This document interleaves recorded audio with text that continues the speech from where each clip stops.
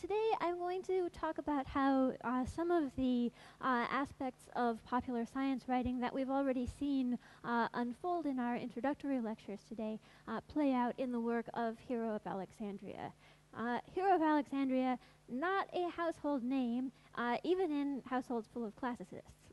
And I think this is so despite his manifold contributions to many different technical and scientific fields, from the study of pure geometry to works on surveying, works on catapult building. He wrote a commentary to Euclid, which is now lost, to the works that I'm going to be talking about today on pneumatics and theatrical automata. So despite the breadth of his influence, he's less known than figures like, for example, Archimedes.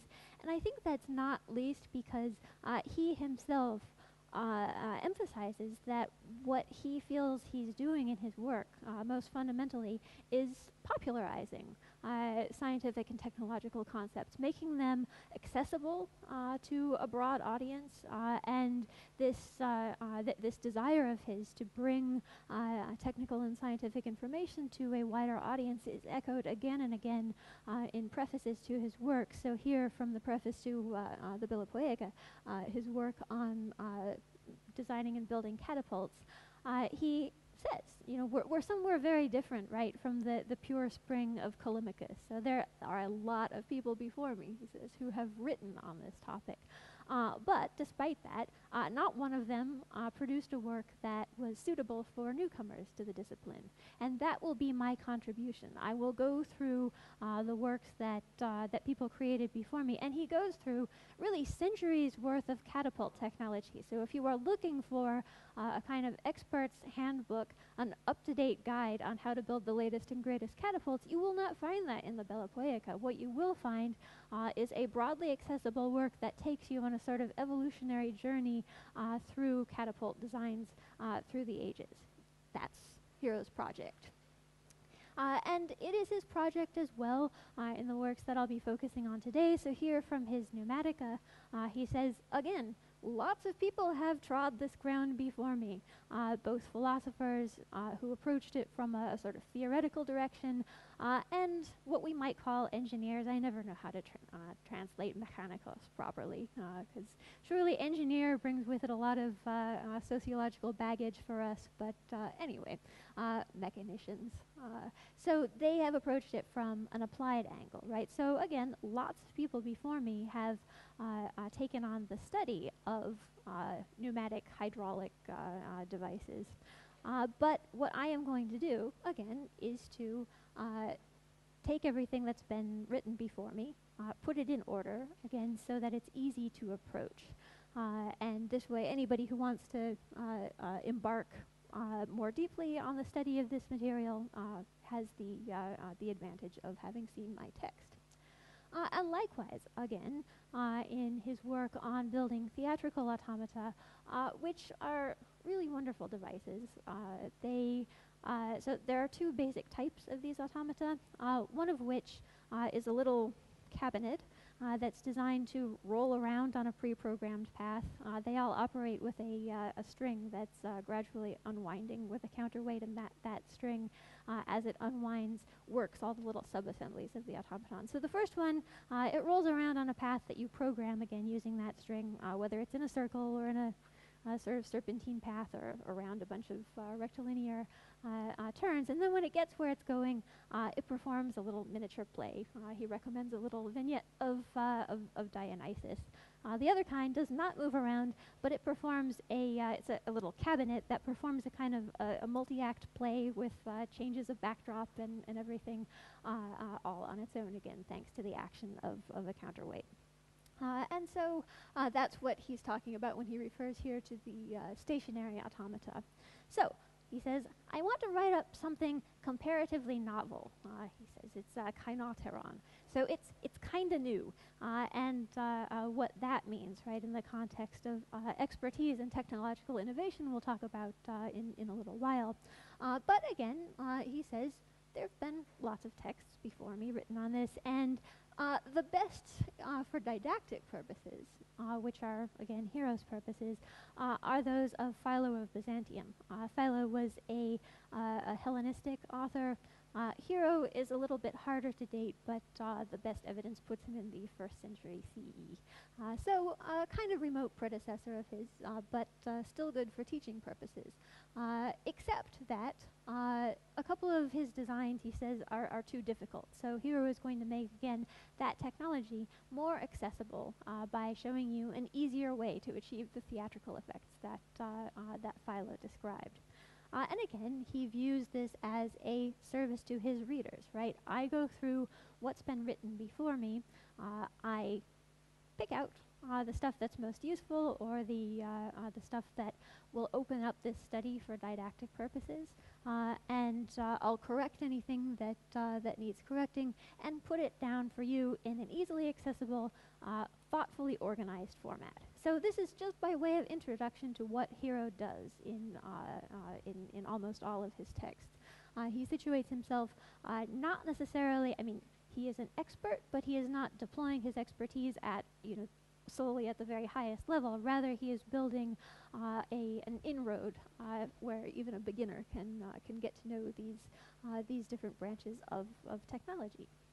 So I wanted, in response to the prompt of our gathering here, particularly with the titular emphasis on ekphrasis and VR, to think about how exactly this works. Right, so how is it that that Hero achieves the effects of both accessibility and also of, I think we often talk, at least in the U.S., about making science come alive for a broad audience. So how does this work for Hero? And so one of the techniques that he uses to, again, to open up these studies of science and technology even to relative beginners is to invoke analogies from everyday life. And so here, for example, he's explaining the kind of main physical theory of the pneumatica, which I won't go into great detail about, but basically matter is made of particles and void. They don't act quite like the Democritean particles and void that we just heard about in the context of Lucretius, but maybe that's close enough to be going on with. So matter is made of particles in some kind of arrangement, and then tiny little microvoids, right? So not extended voids, but just tiny little voids in between them, which means that they can be compressed, and then they can re-expand. And so, in case you're having trouble picturing this with just particles, Hero says, well, you can think about it analogically in this way as being like grains of sand at the beach. And they are specifically grains of sand at the beach, right? So the moment he invokes this, it's not just that he invokes a substance, but he invokes this kind of imaginative setting where you view yourself as carrying out this activity. So you pick up a handful of sand and you crush it, and you see that the formerly sparse grains of sand are now compressed into a smaller space. And this is exactly, he says, what happens with air, with the particles of air, although you cannot see that happening directly.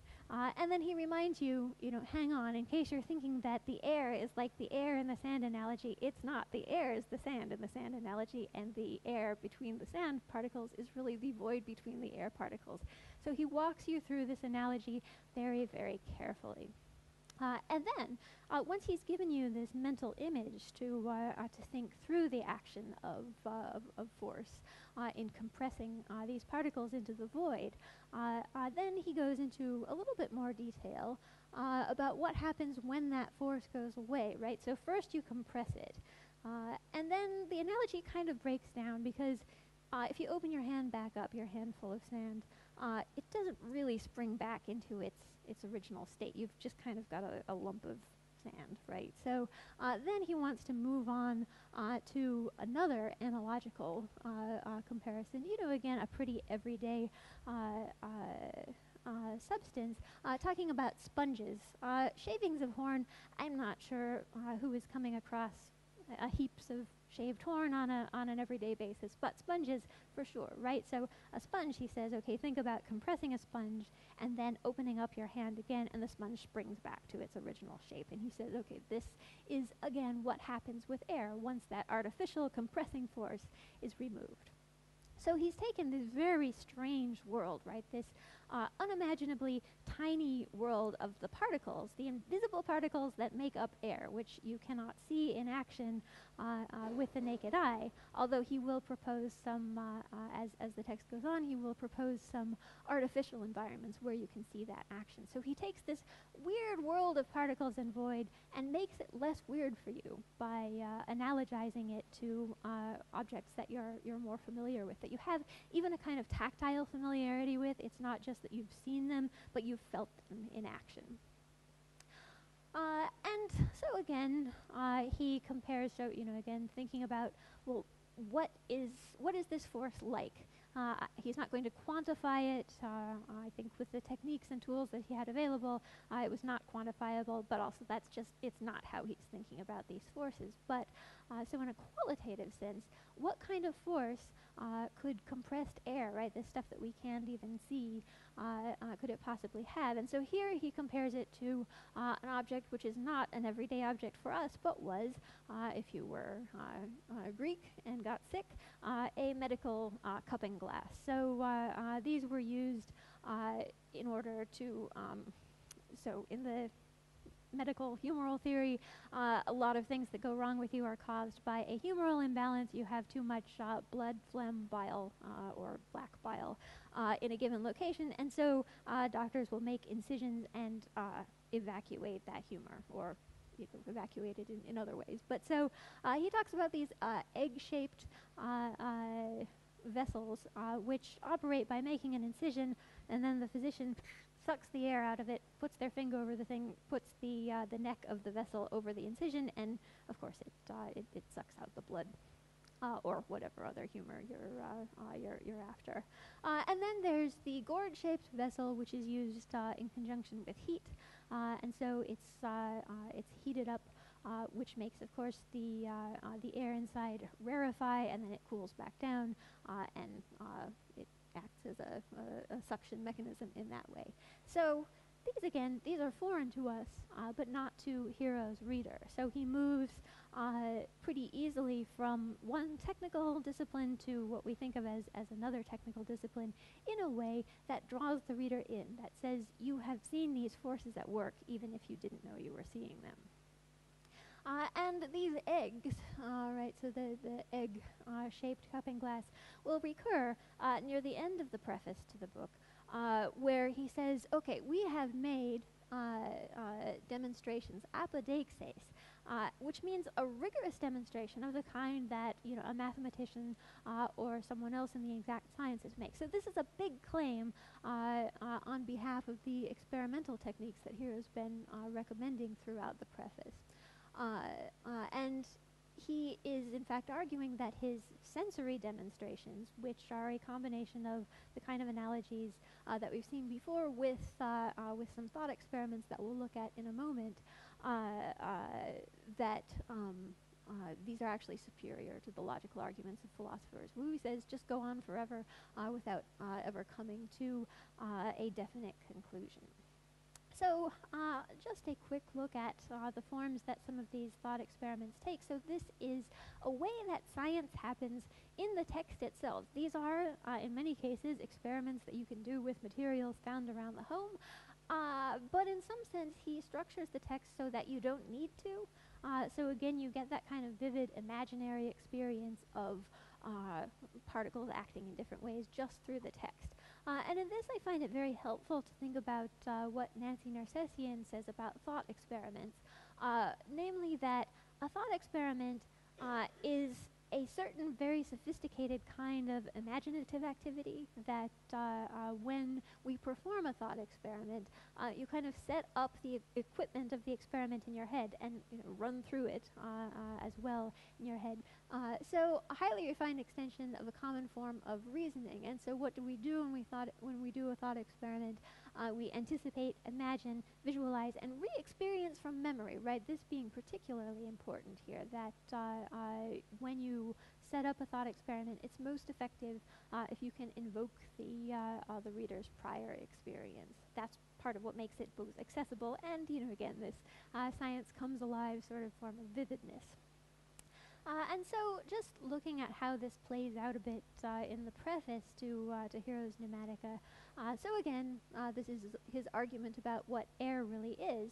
And he says, okay, you can find this out yourself through experiments, right? So if I had drunk all this water and I took this vessel and I inverted it, right, into a bath of water, the water wouldn't be allowed to come in because, of course, it looks empty, but it's in fact full of air. So he gives you this kind of, this is the beginning of a series of experimental setups. And in some sense, the text becomes a better environment than reality for doing some of these thought experiments, because now he's going to propose, all right, so let's pretend this is empty. My empty bottle of water is inverted in the bath of water. Somebody drills in through the top, and then that's going to provide an escape route through the air. So of course, in that case, the air can get out and the water can get in. Then again, he says, right, so if you do that, if you drill through it, you will see the air escape, but you won't be able to verify the things that he wants you to understand about what it was like in the vessel before the water got in. So he performs this kind of mental rewind here, pollen. If somebody raises the vessel, before somebody drills through my bottle of water, I raise it out, then I can take a peek inside and make sure that, okay, yes, there was no water in there. It was completely dry. And then we can put it back in, re-perform the drilling, and it's fine. But if you do this in real life, of course, you have to get a new bottle of water. So in some sense, the text becomes a superior environment for this kind of vivid, imagined experience. And if you happen to put your hand, he says, over the drilled hole, you can feel the air escaping.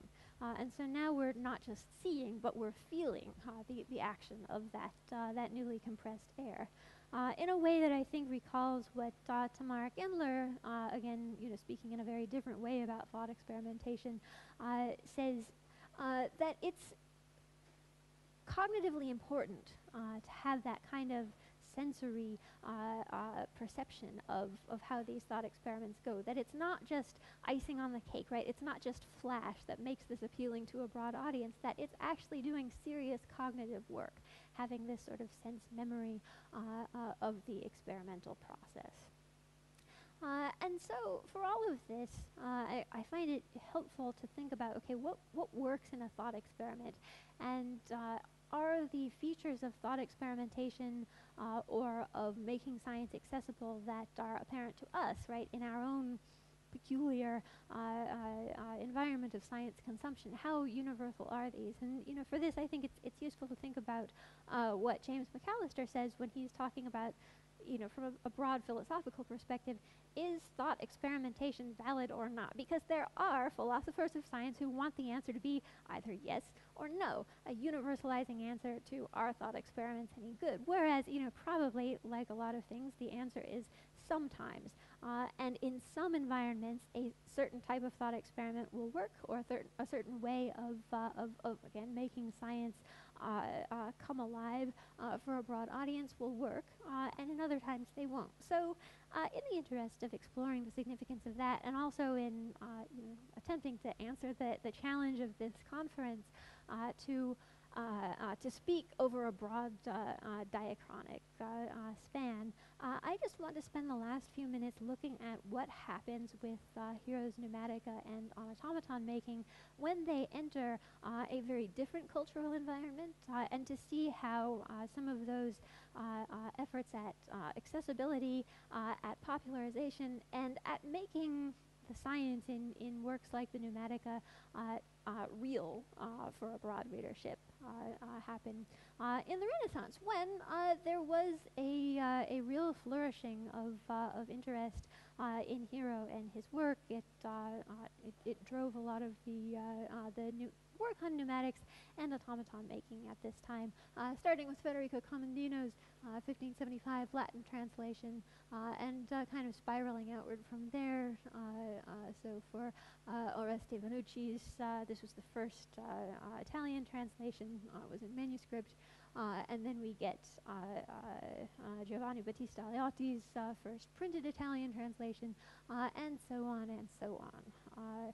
So I just want to take a moment to look at what Aleotti does with Hero. So as you can see here from the title page, this is from 1589, his translation. What we have here is not just Hero, but it's also a little bit of Aleotti. So he proposes, in addition to the pneumatic wonders that Hero tells you how to make, he proposes 4 new ones of his own. So this is a way of making the material fresh and making its modern resonance clear.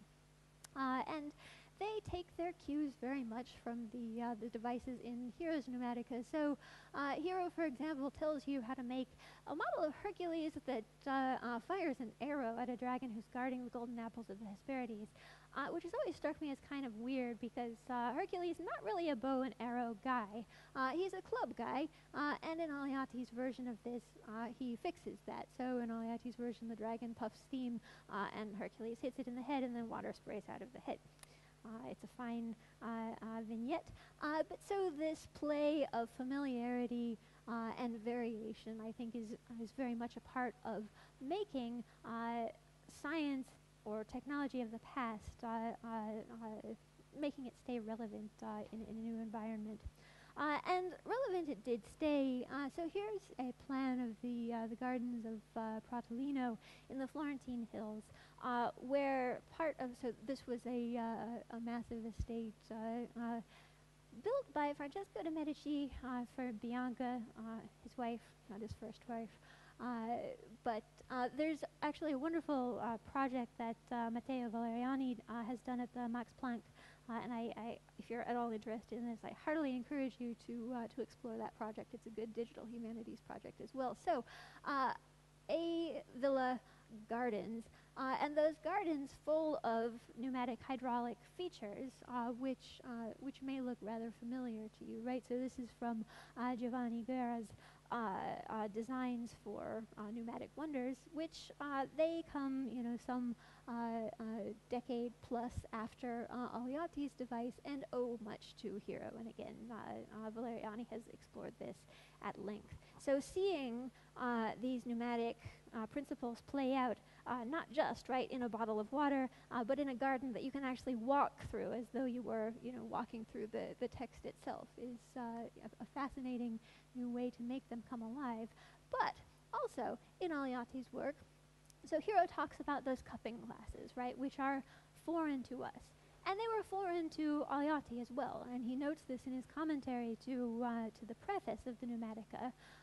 We no longer use these, but here are some devices that we have now that exhibit the same basic principles.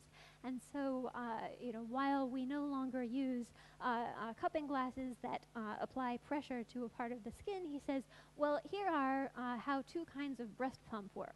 And these were unknown in Hero's time, but more familiar in Aleotti's time. And they work by the same basic principle as so there's one that works by the same basic principle as the egg-shaped vessel, where it's just a matter of sucking out the air, and then the milk follows.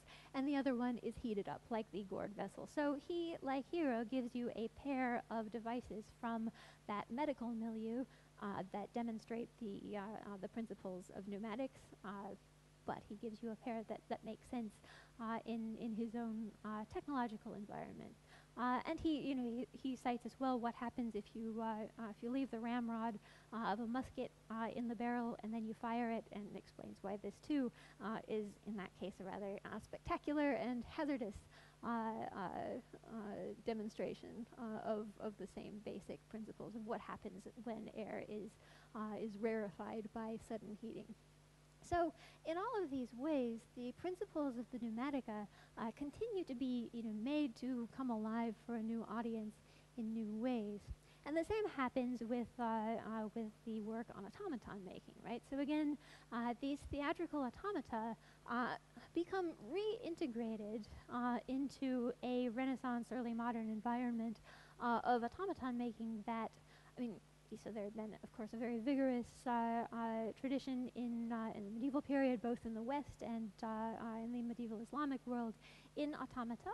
And Bernardino Baldi, who was a student of Federico Commendino's, who first translated the Pneumatica, so he first translated into Italian, as you see in 1589, Hero's work on automaton making.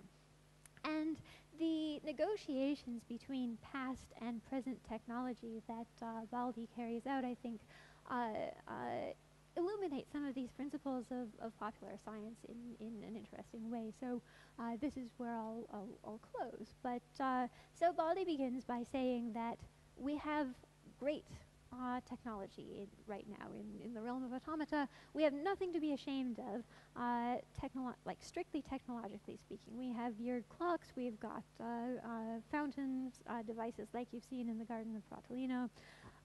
We've got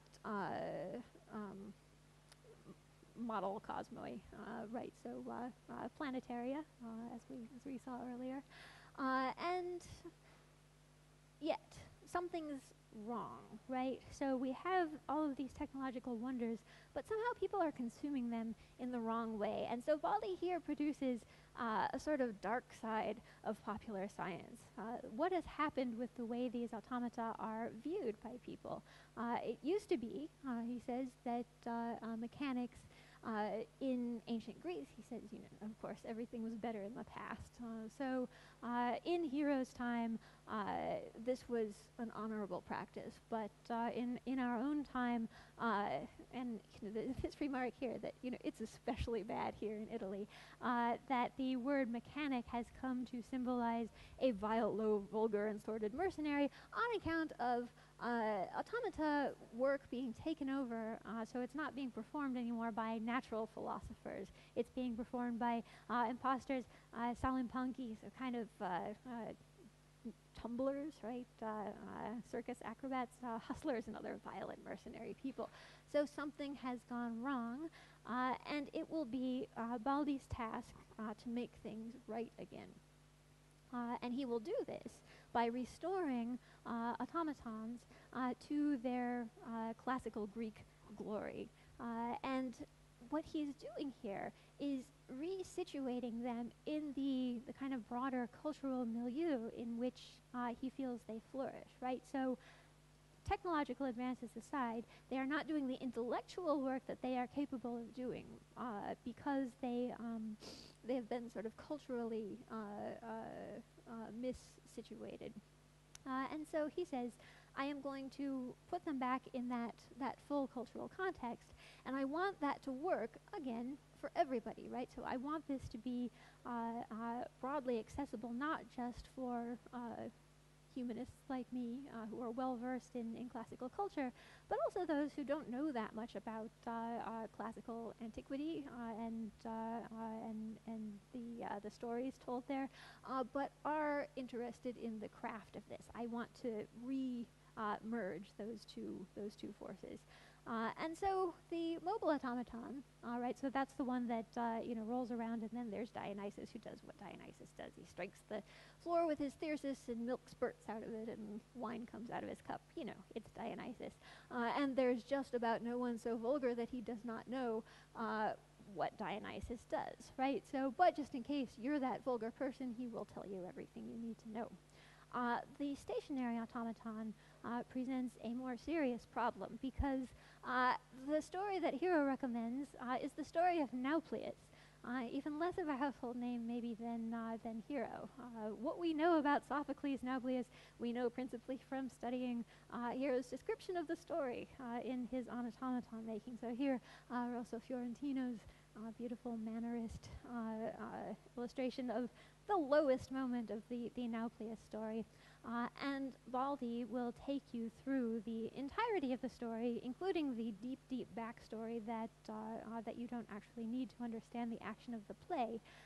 But again, as part of his rhetorical work, of knitting back together the scientific and technological context of these automata within the broader cultural context of the stories that they can tell, of the social and literary, the broader cultural significance that they can bear. And this does not make them somehow less powerful or less active as scientific and technological objects, right? But more active, because they are restored again to their proper cultural seat. And so, in this way, we get to see the longue durée of Hero's tireless efforts to make science and technology meaningful to a broader readership, both by connecting them to the sorts of everyday sensory experiences that can make them, seem these, possibly exotic devices seem more accessible, to the imaginative experiences that surround them and make them meaningful. Thank you very much.